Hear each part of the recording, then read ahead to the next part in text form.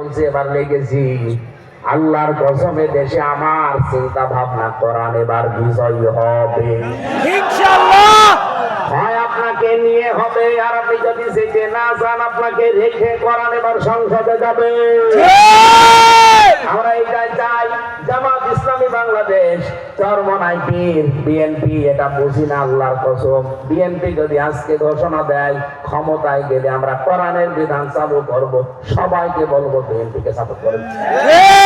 জামাত ইসলাম যদি বলে আমরা ক্ষমতায় গেলে কোরআনের বিধান চালু করব, সবাইকে বলবো জামাতকে সাপোর্ট করেন। আমরা চাই এই বিধানটা এবার দেখতে।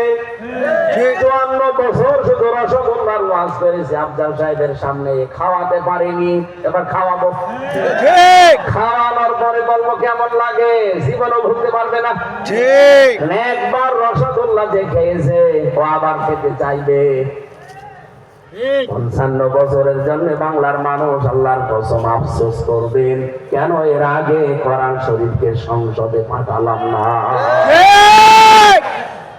নবীরা যে দোয়া করেছিল আমাদেরও একই দোয়া, দুনিয়া ভোগ করার উদ্দেশ্য আল্লাহর কসম আমার নেই, তাহলে আমি মালয়েশিয়া থেকে, সিঙ্গাপুর থেকে আল্লাহর কসম আমি আসতাম না।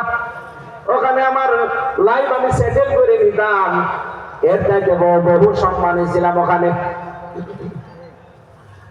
ওখানে হাজার হাজার মানুষ আমাকে পাগল পাড়া করে ফেলত কোরআনের কথা শোনার জন্য। আর অর্থনৈতিক টাকা পয়সা তো পায়ের কাছে ফেলে রাখতো।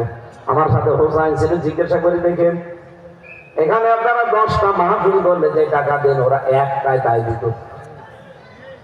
সম্মান, মর্যাদা, চলাফেরা আর আমায়েশ এখানকার চাইতে ওরা কমপক্ষে 30 গুণ বেশি ভালো, 30 গুণ বেশি এগিয়ে আছে তারা।